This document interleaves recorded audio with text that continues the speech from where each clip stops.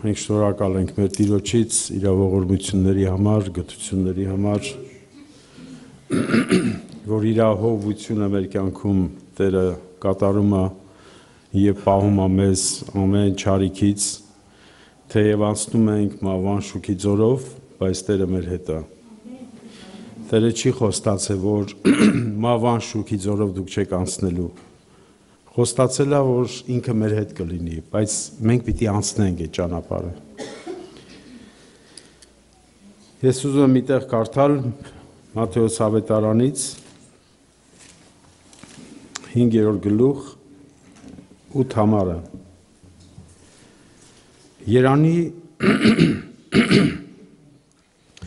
Երանի անոնց, որ սրտով մաքուր են, վասնզի անոնք պիտի տեսնեն Աստված։ Երանի անոնց, որ սրտով մաքուր են, նրանք կարող են տեսնել Աստծուն։ Եվ Եբրայեցիս թղթում մի համար ունենք նորից գրված, որը Եբրայեցիս ուրեմն 12-րդ գլուխ 14 համարը։ Խաղաղության ետևե եղեք ամենուն հետ եւ սրբության, առանց որը մեկը պիտի չտեսնե Տերը։ Խաղաղության եւ սրբության ետևից եղեք ամենքի հետ, առանց որի մեկը պիտի չտեսնե Տերը։ Սա Աստվածաշունչը մեզ ասում է, որ սա է ճանապարհը, այսինքն սրտի սրբությունը, մաքրությունը, որը իրավունք է տալի, որ մարդը տեսնի Աստծուն։ Եվ մենք կարծում եմ բոլորս ուզում ենք, չէ՞, տեսնենք Տիրոջը։ Ով չի ուզում տեսնի։ Կարա չմաքրի իր սիրտը։ Բայց ուզում ենք, չէ՞ բոլորս։ Մեր աստվածապաշտության վերջնակետը, որ իր հետ ապրենք հավիտյան, եւ իր ներկայության մեջ ճաշակենք իր ներկայությունը, վայելենք իրան եւ տեսնենք Աստծուն։ Այստեղ սրտի մաքրության հետ կապված օրինակ աշխարհում էլ կա, չէ՞, այդպեսի հասկացողություն։ Ես չի եղել sense խոսակցության հանդիպած լինեք կամ ինքներդ այդ խոսակցությունը արած լինեք։ Մարդը ինչ ասես խոսում է։ Թե վիավորում է, թե ավելորդ բաներ է խոսում։ Հետո մի պահ կանգ է առնում, ասում է լեզվից մի նայի։ Էդի լեզուս է, բայց սիրտս մաքուր է։ Կամ ուրիշի վրա ասում ես մի նայի, էդ ինչ որ խոսում է, այդ որ խոսում է այդ ամեն ինչը լեզուն է էլի խոսում է, բայց սիրտը մաքուր սիրտ մարդ է այս մարդը։ Կան ստեղ այդ կարգի մաքուր սիրտ մարդիկ, որ լեզուն է էլի ուղղակի խոսում է, բայց սիրտը մաքուր է։ Մարդը ընդհանրապես իր անձի վրայով միշտ դրական կարծիք ունի։ Մարդը իր մասին միշտ լավ կարծիք ունի։ Թեկուզ գործերը նայում է, սխալներ են, վատ գործեր անում, վատ բաներ է խոսում, բայց վերջի արդյունքում ինքը իրան էլի լավ է տեսնում։ Մի անգամ մեկի հետ տենց մի առիթով հանդիպեցի, ինքը գիտեր, որ ես հավատացյալ եմ, ասեց գարասկոպ էր կարդում, ասեց նայի, ասեց այս գարասկոպի մեջ Այս գարասկոպի մեջ ինչ հետաքրքիր բաներ կա գրված, ասում է, այս ինչ աստղի տակ ծնվածները ունեն այս հատկությունները։ Ասում է, իմ այդ ամիսը, որ ես ծնվել եմ այս աստղի տակ,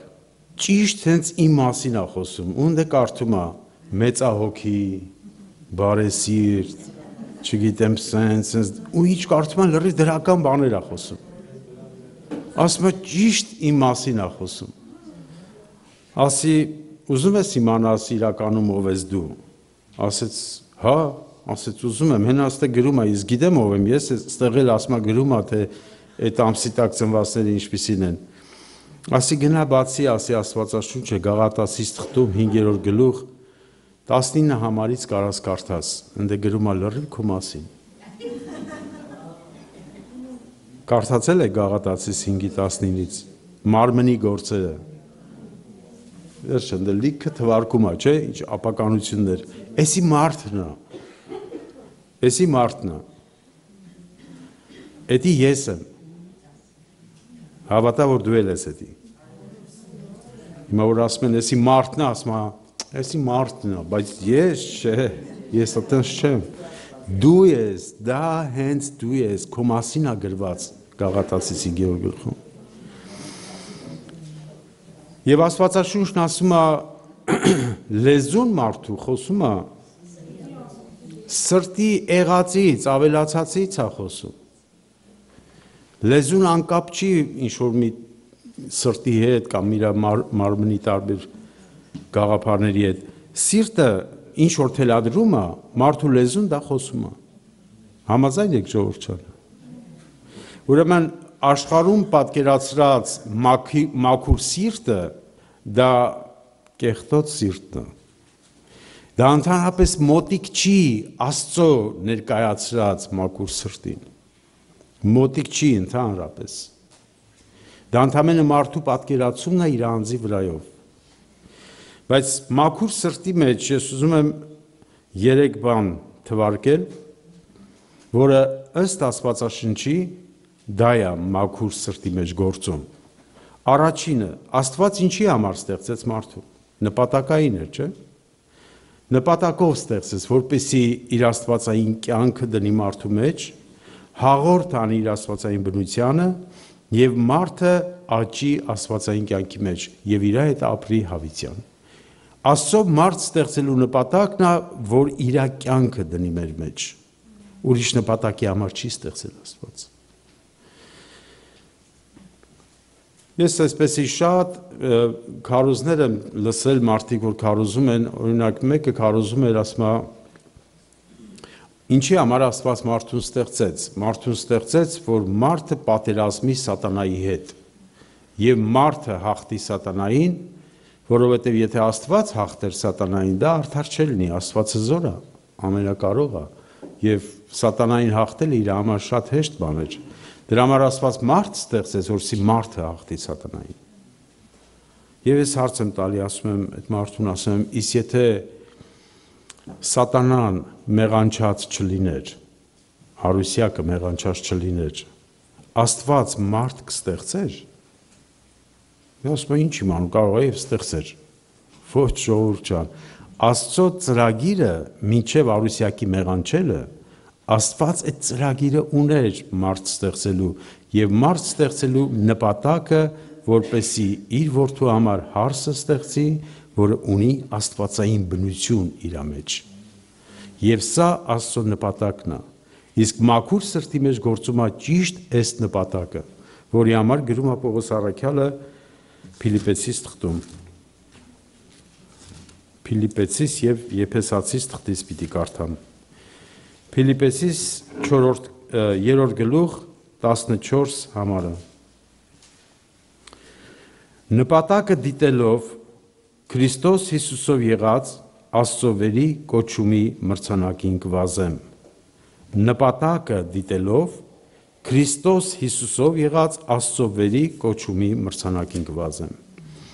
Եվ Եփեսացիս թղթում 4 գլուխ 13 համարից 13 համարում այսպես է գրված. Մինչև ամենս էլ հասնենք հավատքին ու Աստծո որդուն ճանաչելու միաբանությանը, կատարյալ մարդ լինելու Քրիստոսի լման հասակի չափը ունենալու։ Սա Աստծո նպատակն է, որսի մենք հասնենք Աստծո որդու ճանաչողությանը,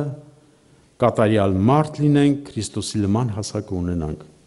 Այս նպատակի համար Աստված ստեղծեց, իսկ մաքուր սրտի մեջ գործում է սա որպես գերագույն առաջի նպատակ մեր կյանքում։ Ապաշխարած մարդը, երբ որ ուզում է իր սիրտը մաքրվի, նրա մեջ պետք է լինի մի նպատակ։ Եթե մենք օրինակ մեր համար առաջնային ինչ-որ մի նպատակ ունենք, մենք մեր բոլոր ջանքերը, մեր ֆինանսները, մեր ժամանակը ներդնում ենք, որպեսզի հասնենք մեր առջև դրված գլխավոր նպատակին։ Եվ ինչի վրա որ դու նպատակ ես դրել, դու այդ ուղղությամբ պիտի արդեն ջանք դնես, այդ ուղղությամբ պիտի վազես։ Օրինակ նայեք մարդիկ, որ ներսով սոված են, ես խոսում եմ թե անհավատների եւ թե հավատացյալների մասին, որ ներսով սոված են, այս մարդիկ ամբողջ իրենց մտածությունը այս աշխարհը վայելելն է։ Օրինակ չես կարող մարդուն հանդիմանես, որ ասես ինչ-որ ճամփորդություններ մի արա, բայց երբ որ դու այդ ճամփորդությունները անընդհատ մտածում ես, թե ուր գնաս, ինչ դենաս, ինչ ուտես, ինչ վայելես, սա քո նպատակն է։ Դու ամբողջ քո մտածությունը այդ ուղղության վրա ես դրել։ Եվ բնականաբար աստվածապաշտությունն էլ արդեն քեզ պետք է մի բանի համար, որպեսզի Աստված այս կյանքում օրհնի քեզ, տա ֆինանսական հնարավորություն, գործերիդ լավ լինի, ֆիզիկապես դու առողջ լինես, որպեսզի դու կարողանաս քո պատկերացրած կյանքը վայելես, ոնց որ դու ուզում ես։ Եվ այսօրվա դրությամբ շատ քարոզիչներ քարոզում են ճիշտ հենց այս բանը։ Ես մի քարոզիչ էի լսում, որ Կիրակի օրը 15,000 մարդ հավաքում է եկեղեցում։ Ու իր հիմնական քարոզները բարգավաճումն է։ Բարգավաճել երկրի վրա, ունենալ հաջողություններ, առողջություն, գործերը լավ լինի եւ այլն, եւ այդ ամենը լինելու համար պետք է դու փող տաս եկեղեցուն։ Ինչքան շատ տվիր, գործերը լավանալու է։ Այսինքն մարդը ինչ է ուզում, մարդը այս երկրավոր կյանքն է ուզում, եւ դա գործում էր նաեւ առաջի դարում, որտեղ Պողոս առաքյալը տեսնելով գրում է. Եթե մենք այս կյանքի համար ենք հուսացած Աստծուն, մենք բոլոր մարդկանցից խղճալի ենք։ Եթե այս կյանքն է ընդամենը մեր կյանքը, մենք բոլորս գնալու ենք այս աշխարհից։ Եվ ոչ մեկ չգիտի, թե ով երբ է գնալու այս աշխարհից։ Կապ չունի տարիքը, առողջությունը, հարստությունը, կապ չունի ընդհանրապես քո գնալու հետ, որտեղ վայրկյանական է մարդու գնալը, տարբեր դիպվածներով։ Եթե այս կյանքն ես դու ուզում, սա է քո նպատակը, դու բոլոր ջանքդ այդ ուղղությամբ պիտի դնես։ Այո, մենք կյանքում ունենք նպատակներ, օրինակ մեկը ուզում է սովորի, մեկը ուզում է աշխատի, մեկը չգիտեմ, տուն է ուզում առնի, ավտո է ուզում եւ այլն։ Բայց դրանք երկրորդական նպատակներ, որոնք պետք են մեր առօրյա կյանքի համար, բայց դրանք մեզ համար գլխավոր նպատակ չեն։ Մենք դրա մեջ կյանք եւ ուրախություն չենք գտնում։ Սա է մաքուր սրտի մեջ ունեցած այն նպատակը, որ ինքը ուզում է նմանվի Հիսուս Քրիստոսին։ Եվ եթե այս նմանությանը գնալու ճանապարհին այդ բոլոր նպատակները մեր առօրյա կյանքի հետ կապված դրանք խանգարում են, որ դու գնաս քո այդ նպատակին հասնելու, դու զոհաբերում ես դրանք։ Եթե դրանք խանգարում են քեզ, որ դու հասնես հավատքին, Աստծո որդու ճանաչելու միաբանությանը, նմանվելու Հիսուս Քրիստոսին, դու դրանք զոհաբերում ես։ Դրանք արդեն քեզ պետք չեն գալիս, որովհետև խանգարում են այդ բանին։ Եվ բոլոր սուրբերի կյանքում, որ նայում եք, օրինակ, տեսեք հիմա մարդը նպատակ ունի ընտանիք կազմելու, ամուսնանում է, ընտանիք է կազմում, երեխաներ ունի։ Բայց եղել են շատ դեպքեր մեր եղբայրների կյանքի մեջ, որոնք հալածանքների են ենթարկվել։ Մարդկանց կանգնացրել են իրանց ընտանիքը, կնոջ երեխաներին կանգնացրել են փոսի առաջ։ Ասել են, եթե դու չուրանաս Հիսուսին, քո ընտանիքին լցնում ենք փոսը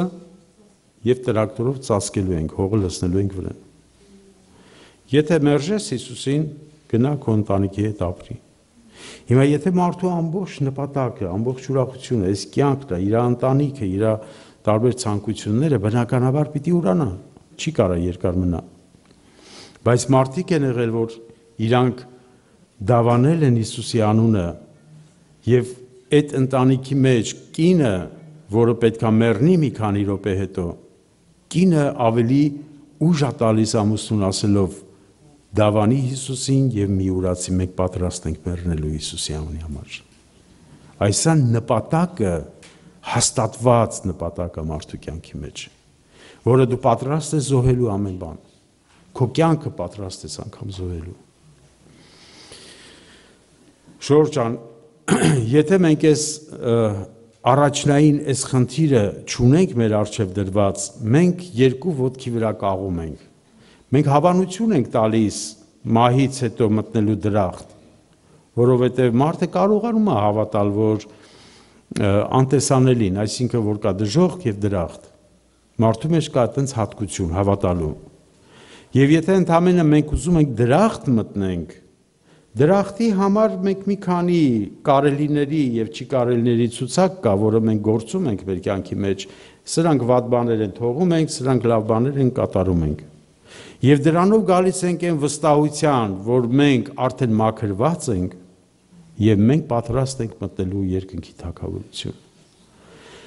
Բայց Աստված մեզի առաջարկում է ոչ թե դրախտ,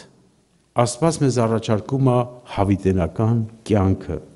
եւ այդ կյանքը Հիսուս Քրիստոսի մեջ է գտնվում։ Սա է Աստված վկա է բոլոր դարերում, թե հին ուխտի սուրբերի կյանքում եւ թե նոր ուխտի եկեղեցում։ Աստված սա է վկայել, որ ինչպես գրված է առաջի թուղթ Հովանու 5-րդ գլխում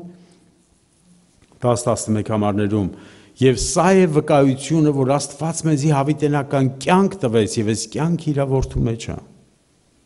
Աստված մեզի կյանք է ուզում տա եւ ոչ թե ընդամենը հավիտյան ապրելու հնարավորություն։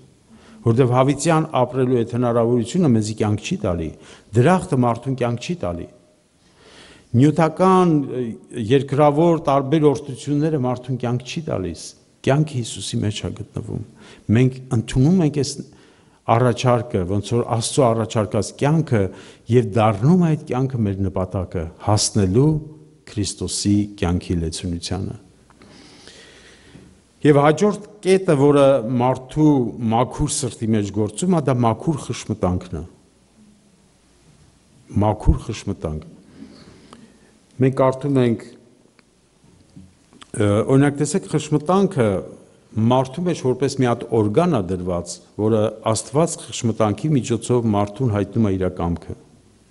գրում է մարդու խշմտանքի վրա իր ճշմարտությունները։ Եվ խշմտանքը հանդիսանում է որպես մեր համար, այսպես մեր ժամանակակից լեզվով ասած, սենսոր։ Սենսորները գիտեք ինչ է, չէ՞։ Օրինակ մեքենաների վրա կա սենսորներ, լույսերի վրա կա սենսորներ, օրինակ մեքենան, որ մոտենում է մի ուրիշ մեքենայի, դու քնել ես ղեկի վրա, այդ սենսորը աշխատում է եւ արգելակում է մեքենան, կանգնում է։ Թեկուզ դու քնած ես, բայց այդ սենսորը աշխատում է։ Հիմա մարդու խշմտանքը անգամ հեթանոսների համար գրված է Հռոմեացիս թղթում, որ հեթանոսները իրենց խշմտանքի հանդիմանություններով կատարում են Աստծո օրենքը։ Կարդամ այդ համարը։ Հռոմեացիս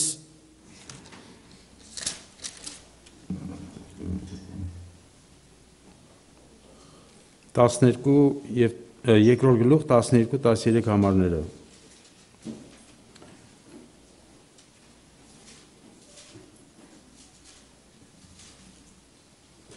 Տասնչորս համարը պիտի կարդամ։ Քանզի հեթանոսները, որոնք օրենք չունեն, երբ բնականաբար օրենքի գործերը կգործեն, օրենք չունենալով իրենց անձերի օրենքը բուն իրենք կլան, որոնք օրենքի գործը իրենց սրտի մեջ գրված կցուցնեն, իրենց խշմտանքի վկայությունով եւ իրենց խորհուրդների իրար հանդիմանելով կամ իրավունք տալով։ Տեսնում եք, հեթանոսները, որոնք խշմտանք ունեն, եւ այդ խիղճը մարդու մեջ Աստծո Սուրբ Հոգին այդ խղճի միջոցով մարդուն հայտնում է իր կամքը։ Եվ այդ խիղճը, որը գործում էր հեթանոսների մեջ, նրանք այդ խղճի ձայնը, որ լսում էին, այդ իրենց խղճին հնազանդվելով կատարում էին Աստծո օրենքը։ Գրված էր այդ օրենքը իրենց խշմտանքի վրա։ Հիմա մարդու խշմտանքը շատ կարևոր է, որ մաքուր լինի։ Եվ ո՞նց է մաքրվում մարդու խշմտանքը։ Մաքրվում է Քրիստոսի այրար միջոցով եւ Աստծո խոսքի միջոցով։ Եբրայեցիս թղթում գրում է այդ մասին, որ մեր խշմտանքը մաքրված է Քրիստոսի այրան միջոցով։ Հիմա Ժորժ ջան, ինչ ես դու ընդունել քո խշմտանքի վրա, ինչ ես գրել։ Օրինակ, եթե ուշադրիլ եք, երբեմն մարդկանց հետ որ խոսում ես, ասենք մարդն էս լրիվ աշխարհի ցանկություններով ապրում է, հավատացյալ է։ Ասես լավ, այս բաները, օրինակ կողքից ասում ես, այս բանը որ անում ես ճիշտ չի, ավետարանով չի, սենց չի, չէ՞ ինչ որ հանդիմանություն ա լինում։ Ասում եմ, բայց ես դրա մեջ վատ բան չեմ տեսնում։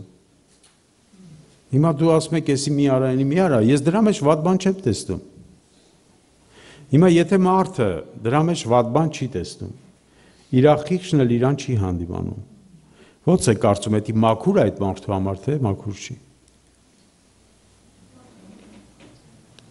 Բայց ավետարանի համաձայն չի, հակառակ ավետարանին, բայց ինքը վատ բան չի տեսնում դրա մեջ։ Խնդիրը նա չի, թե դու ինչ ես տեսնում, խնդիրը նա է, որ եթե դու չես տեսնում, դա չի նշանակում, որ դրա մեջ վատ բան չկա։ Պրոբլեմը նրանում է, որ ուղղակի դու ես կույր, դրա համար չես տեսնում։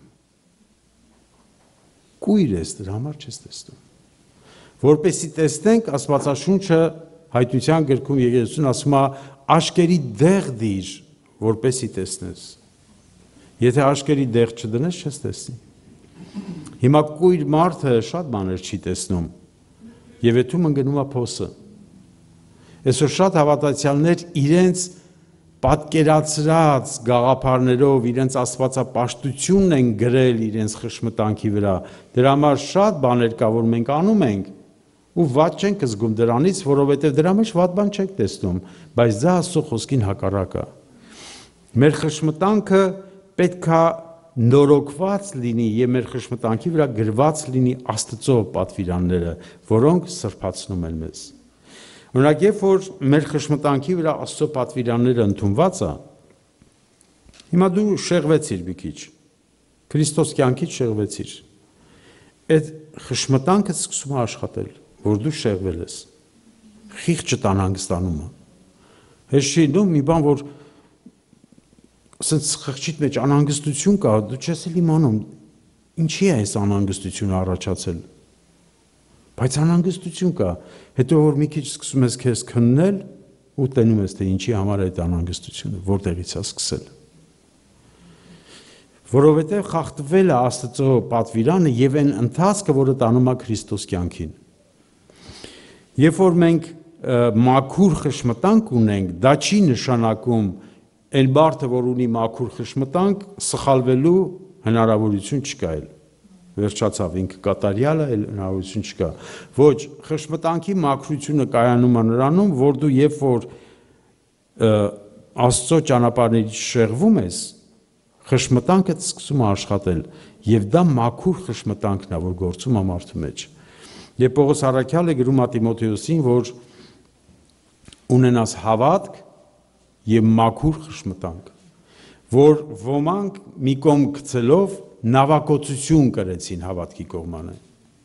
Երբ որ այս մաքուր խշմտանքը մի կողմ դրեցին, նավակոծություն կրեցին, որովհետև այլևս մի բան չկա, որ իրանց առաջնորդի։ Իրանք իրանց խղճով են առաջնորդում, որը կարա լինի խանձված, մարդու խշմտանքը կարա խանձված լինի։ Գիտեք ինչ է խանձված, ինչ վիճակ է դա։ Հա՞։ Մի բան ասի։ Տեսեք, օրինակ, երբ որ մարդու ձեռքը օրինակ վառվել է։ Չէ՞, այս ներվերը, բան, արդեն վառված վիճակ է։ Ձեռս տալի, որ շիման չես զգում։ Անզգայացած վիճակ է։ Խանձվել է արդեն։ Ձեռքս տալի, որ շիվա չի զգում, որովհետև վառվել է, խանձվել է։ Անզգայացած վիճակ է։ Եվ մարդու խշմտանքը կարա այդպեսին լինի։ Եվ մարդը անզգա վիճակում գտնվի, խանձված վիճակում գտնվի, եւ ամեն ինչ արդեն մարդը կատարում է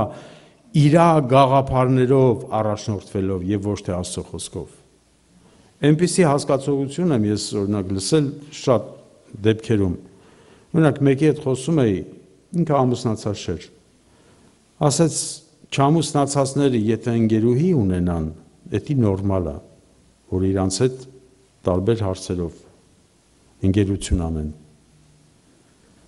Ամուսնացածի համար է գրված, եթե շնություն անելը ամուսնացածի համար է, եթե փոխես քո կնոջը կամ ամուսնուն։ Չամուսնացածի համար դա նորմալ է։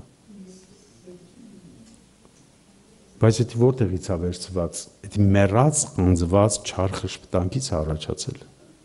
Որ Աստծո պատվիրանները չես ընդունել։ Աստվածաշունչն ասում է. նայեցիր ցանկանալու համար, նպատակը նայեցիր ցանկանալու համար, դու արդեն մեղանչել ես։ Դեռ չի ասում գործնական։ Մենք միտեղ եկեղեցում, որտեղ վարձել էինք, այդտեղ հավաքույթներ էինք անում, եկեղեցու հովիվը ուներ կին, որը նստած էր այդ հավաքույթին, եւ ուներ սիրուհի, որը նստած էր այդ հավաքույթին։ Նորմալ է։ Կինը պրոբլեմ չի տալի, իրար հետ նորմալ է ամեն ինչ, դա լավ է։ Աշխարհում շատ բաներ կա ընդունելի է դառել։ Բայց դա չի նշանակում, որ դա մաքուր է։ Դա չի նշանակում, որ դա ընդունելի է։ Հակառակը Աստծո պատվիրանին։ Եթե մի գաղափար, որը Աստծո պատվիրանին հակառակը, դա ոչ մի կերպ չի արդարացվում։ Ոչ մի բացատրություն չկա դրան արդարացնելու համար։ Շատ բաներ կա, որ իմ ու քո խելքը չի հասնում, բայց դա չի նշանակում, որ դա սխալ է գրված, մեր խելքին չի հասնում։ Հիսուսը լվանում էր Պետրոսի ոտքերը, Պետրոսն ասում էր իմ ոտքերը դու չպետք է լվաս։ Պետրոսի խելքին չէր հասնում, որ ոնց կարելի է վարդապետը ու տերը լվանա իր աշակերտի ոտքերը։ Աշակերտները պիտի լվան իրանց տերերի ոտքերը կամ վարդապետների ոտքերը։ Ծառաները պիտի լվան տերերի ոտքերը։ Եվ Հիսուս ասեց Պետրոս, այն ինչ որ ես հիմա անում եմ, դու չես հասկանում։ Եվ շատ այդպես բաներ կա, որ մենք չենք հասկանում։ Բայց հետո կհասկանաս, քեզ պետք է ընդունել Աստծո պատվիրանը, ինչպես որ կա, ուղիղ։ Երբ որ ուղիղ մենք ընդունում ենք Աստծո պատվիրանները, այդ պատվիրանը բժշկում է մեզ։ Եվ դրա մեջի հոգին ու կյանքը մենք սկսում ենք հասկանալ։ Եվ մի կետ էլ պիտի խոսանք, որ շատ ժամանակները չեմ ուզում խլեմ։ Երրորդ կետը, որը գործում է մաքուր խշմտանքի մեջ, դա մաքուր շարժառիթն է։ Քո գործողություններիդ շարժող ուժը, թե դու այս բաները, որ դու անում ես, ինչից շարժված ես անում։ Հնարավոր է, որ բաներ կա օրինավոր է մարդու կյանքի մեջ, բայց ինչից շարժված ես դու այդ օրինավոր բաների մեջ գնում, դու դա քննում ես։ Եթե դրա մեջ կա ուրիշ շարժառիթ, անմաքուր շարժառիթ, կյանքը վայելելու շարժառիթ, չգիտեմ դրա մեջ կյանք ես տեսնում, սա մաքուր չի։ Կամ օրինակի համար դու մեկի հետ մի հատ ինչ որ խնդիր կա, քայլեր ես կատարել, դու նայում ես քո շարժառիթը։ Օրինակ, Անանյան ու Սափիրան իրանց ագարակը ծախեցին եւ բերեցին, տվեցին առաքյալներին, չէ՞։ Իրանք էդի որտեղից արին։ Տեսան Բարնաբասը իր ագարակը ծախեց, բերեց տվեց առաքյալներին, շատերը սկսեցին Բարնաբասի մասին խոսալ, որ Բարնաբասը ինչ նվիրված անձնավորություն է, իր ագարակը ծախեց, տվեց եկեղեցուն, եկեղեցին ավետարանչության գործին է օգտագործում։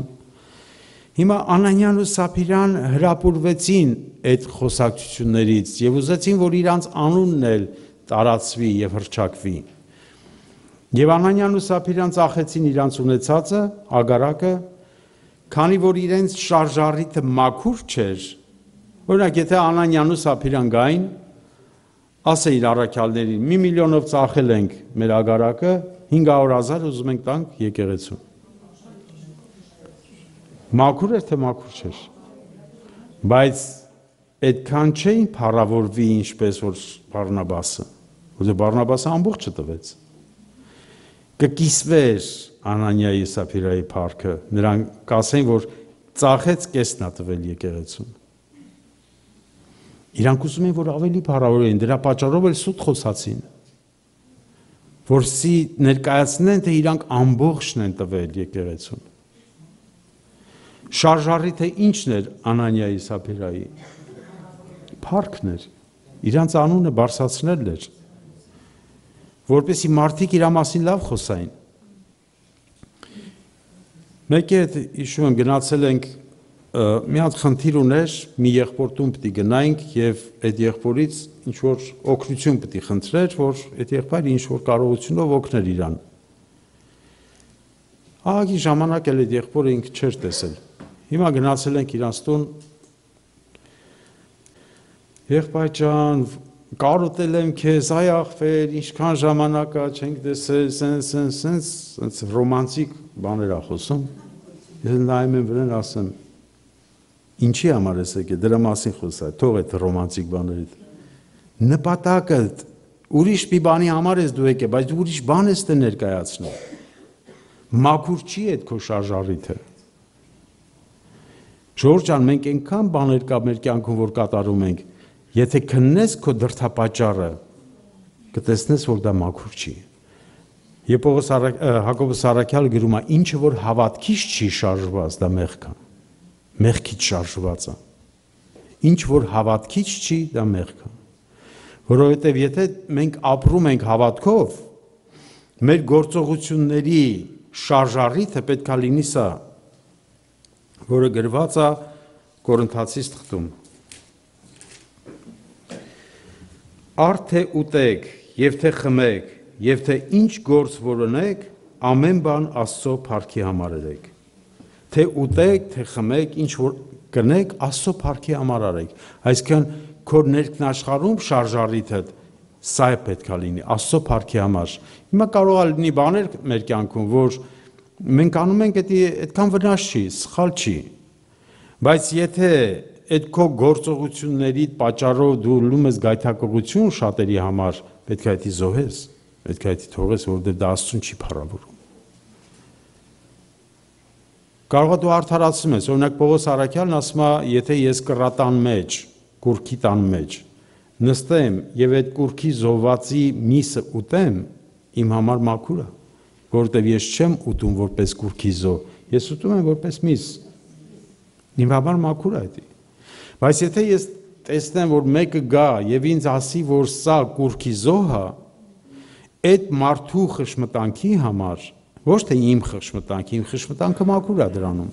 բայց այդ մարդու խշմտանքի համար ես պիտի չուտեմ այդ միսը։ Որ ուտես չես մեղանչի, բայց ուրիշի խշմտանքի համար, որովհետև այդ քո կերած մսի պատճառով այդ մարդը կարող գայթակղվի եւ համարձակություն ստանա այդ կուրքի զոհը ուտելու, որպես կուրքի զոհ։ Եվ սա երրորդ կետն է մարդու մաքուր սրտի, որը խշմտանքը եւ շարժառիթը պետք է մաքուր լինի։ Ինչ որ դուք անում եք, նայեք ինչ միտք ունեք ձեր մեջ եւ ինչ քայլ եք դուք անում։ Միտքը ուրիշ է, քայլերը ուրիշ բան է ցույց տալիս։ Քո նպատակը ուրիշ է, բայց ուրիշ բան ես խոսում։ Երբեմն այնպիսի բաներ է նկատվում հավատքի ժողովրդի մեջ, որ նայում ես, հիմա եկել է հարց է տալիս։ Նայում ես, կարծես ինքնս պարզ մի բան է, էլի հարցնում։ Բայց մի հատ բառ է գտնում այդ քո պատասխանի մեջ, ու մեկ էլ տենում ես այդ բառի հետևից իր լրի ծածկված նպատակը բերում է մեջտեղ, թե ինչի համար է այդ հարցերը տալի քեզ։ Ուղիղ չես, մաքուր չես։ Եվ երբ որ մեր սրտում մաքուր ենք մենք լինում, այդ մաքրությունը նաև երևում է, տարածվում է մյուսների վրա, թափանցիկ ես դառնում, նենգավոր, ծածկված, ետին մտքերով, տարբեր նպատակներով այդ ապրումները դրանք գալիս են անհավատությունից, որը կեղտոտ սրտի հետևանքն է, չար սրտի հետևանքն է։ Դրա համար մենք ինչքան պարզ լինենք, այդքան քրիստոնեությունը ավելի է բարձրանում եւ Աստված դե փառավորվում է։ Տերը օրհնի եղբայրներ քույրեր, ուրեմն մենք ուզում ենք ունենանք մաքուր սիրտ, որ տեսնենք Աստծուն։ Ուրեմն մաքուր սիրտը պետք է ունենա մի նպատակ, մաքուր խշմտանք եւ մաքուր շարժառիթ, որը մեզ